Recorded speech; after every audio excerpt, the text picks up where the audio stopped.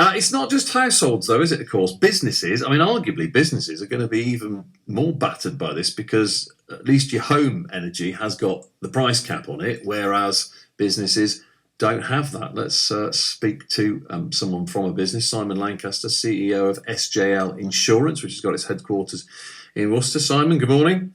Good morning. Thanks for having me on. No, good to speak to you. So I suppose we ought to start by saying who do you think it's going to be and who would you like to see? Well, it certainly looks like it's going to be Liz Truss, and I have to say that's the person I'd like it to be. She's saying the right things.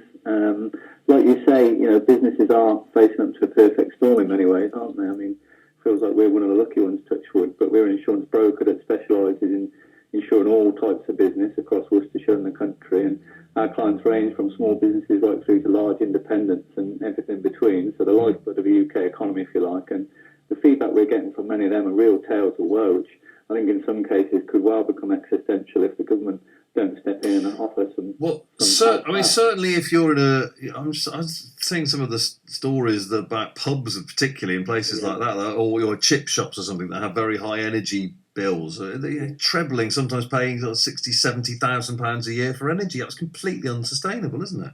It is, yeah. I mean, we insure a lot of businesses in the leisure trade, pubs, restaurants, and they're reporting energy increases of up to 300%.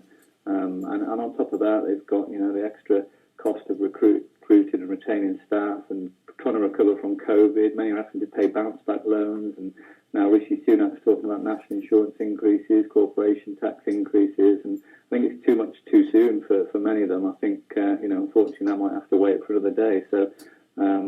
Liz Truss is making the right noises on those sorts of things for me. What about paying all this back, though? Because that's the thing, isn't it? Yes, the government can wade in and do something. Of course they can. But it will be money that's borrowed, and that money has to get repaid at some point. And at quite a high interest rate at the moment. Those are creeping up, aren't they?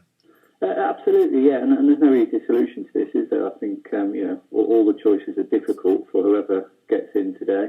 But I think Liz Truss's argument is, COVID was almost like a war in terms of the economy, and you can't just pay that back overnight. It needs to be paid back over a period of time, like we did paying the debts from the Second World War. So I'd like to see businesses get some help and the debt paid back over a longer period of time.